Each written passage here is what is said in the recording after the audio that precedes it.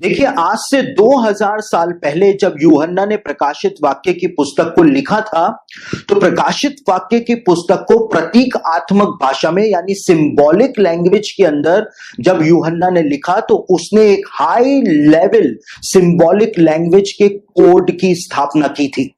और जो पैटर्न प्रकाशित वाक्य के अंदर यूहन्ना लिख रहा था, जो भविष्यवाणियों को वो छिपा रहा था प्रकाशित वाक्य के अंदर, उन सब बातों का आधार जो था वो खुद यीशु मसीह के द्वारा यूहन्ना को बताया गया था।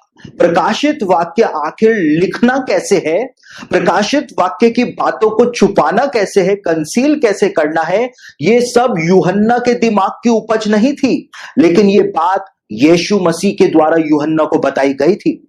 और प्रकाशित वाक्य उसका पहला अध्याय और उसके 19वें वचन में पूरे प्रकाशित वाक्य की नींव जो थी वो यीशु मसीह के द्वारा डाल दी गई थी। प्रकाशित वाक्य उसका पहला अध्याय और उसके 19वें वचन के अंदर यीशु मसीह यूहन्ना से यह कहता है, इसलिए जो बातें तूने देखी हैं और जो बातें हो रही हैं और जो इसके बाद होने वाली हैं, उन सबको लिख ले। प्रकाशित वाक्य को लिखना कैसे है, ये यीशु मसीह के द्वारा यूहन्ना को बताया गया था। और यीशु ने यूहन्ना को साफ साफ शब्दों में कहा था कि जो बातें तूने देखी हैं, जो बातें इस समय हो रही हैं और जो बातें भविष्य में होने वाली हैं, इन तीनों बातों को तू लिख ले। यानी यीशु ने एक पैटर्न जो था, एक नमूना जो था, वो यूहन्ना को प्रदान कर दिया था कि किस प्रकार से प्रकाशित वाक्य की भविष्यवाणियों को यूहन्ना के द्वारा कंसील किया जाना है। और यीशु मसीह यूहन्ना को कहता है कि जितनी भी बातें तूने देखी हैं यानी कि पास्ट टेंस, जितनी भी बातें हो रही हैं यानी कि प्रेजेंट टेंस, और जितनी भी बातें होने वाली हैं यानी कि फ्यूचर टेंस, इन सारी बातों को तू लिख ले।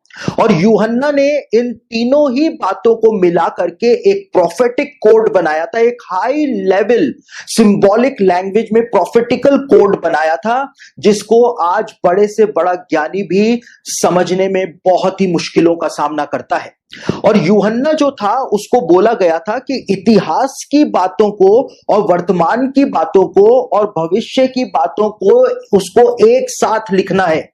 और इसीलिए यूहन्ना जो था, उसने इतिहास को और वर्तमान को लेकर के भविष्य की भविष्यवाणियों को प्रकट किया था।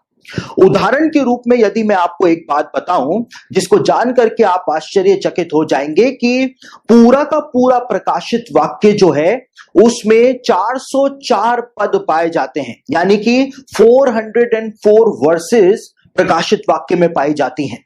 लेकिन इन 404 पदों में से 278 पद जो हैं या 278 वर्सेस जो हैं वो पुराने नियम के कोटेशंस हैं या उल्लेख हैं, खास तौर से भजन संहिता के, यशाया के, यहेजकेल के, दानियेल के और जकरिया भविष्यवक्ता की पुस्तकों के।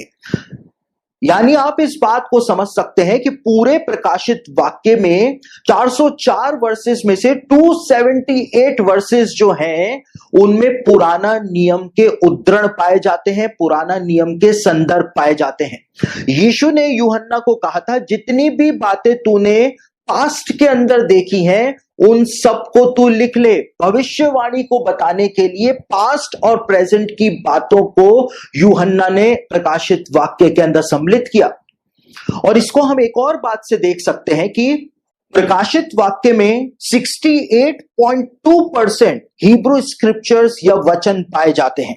यानी इतना बड़ा भाग प्रकाशित वाक्य के अंदर पुराने नियम से यूहन्ना के द्वारा लिया गया है।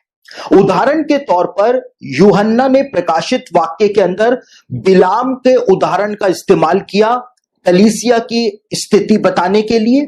कलीसिया के अंदर किस प्रकार से झूठी शिक्षाओं का प्रचार हो रहा है, फैलाव हो रहा है, उस बात को बताने के लिए यूहन्ना ने इजाबेल शब्द का इस्तेमाल किया, ताकि वो इस बात को बता सके कि जो काम पुराने नियम के अंदर या जो काम इतिहास के अंदर इजाबेल के द्वारा किया गया था, वैसा ही काम जो है वो एक दुष्ट आत्मा के द्वारा कलीसिया के अंदर किया जा रहा है और भविष्य में किया जाएगा।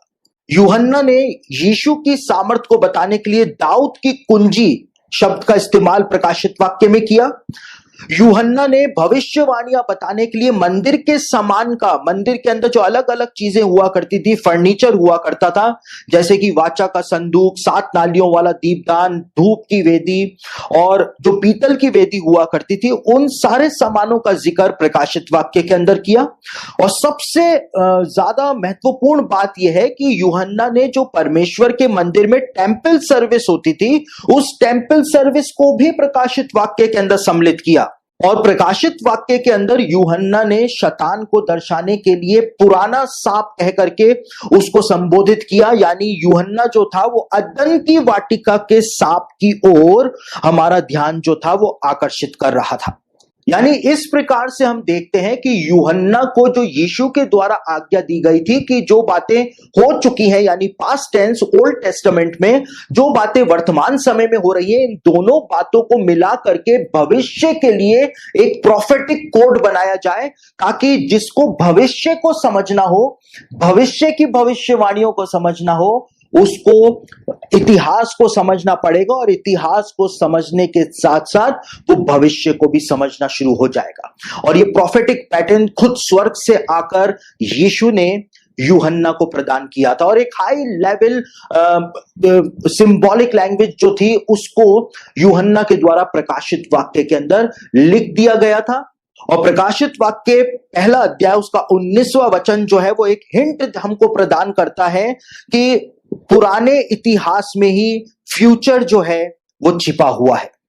तो यदि आपको प्रकाशित वाक्य की भविष्यवाणियों को समझना है तो आपको पूरी बाइबल का ज्ञान होना जरूरी है। आज लोग प्रकाशित वाक्य को तो समझना चाहते हैं, लेकिन उन्होंने एक बार भी पुराना नियम का अध्ययन नहीं किया है।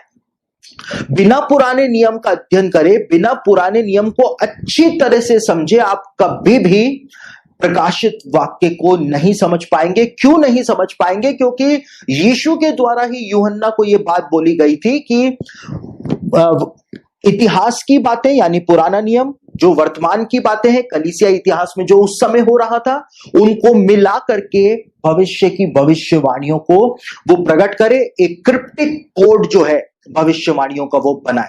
तो यदि आपको बाइबल की भविष्यवाणियों को समझना है तो आपको पुराने नियम का ज्ञान होना बहुत ही ज्यादा जरूरी है। खास तौर से प्रकाशित वाक्य आपको तभी समझ में आएगा जब आपके पास पुराने नियम का ज्ञान होगा। और जब हम प्रकाशित वाक्य के इस अध्ययन के अंदर आगे बढ़ते चले जाएंगे तो आप खुद ही इस बात को लेकर के हैरान हो जाएंगे कि पूरे प्रकाशित वाक्य की जो नींव है, आधारशिला जो है, पूरे प्रकाशित वाक्य का पैटर्न जो है वो पुराने नियम के ऊपर ही यूहन्ना के द्वारा बनाया गया था। और यूहन्ना ने अन्य जाति कलीसियाओं को जब प्रकाशित वाक्य लिखा तो अन्य जाति कलीसियाओं को प्रकाशित वाक्य लिखते समय यूहन्ना ने क्यों पुराने नियम को प्रकाशित वाक्य का आधार बनाया, इस तथ्य को जान करके भी आप आश्चर्यचकित हो जाएंगे।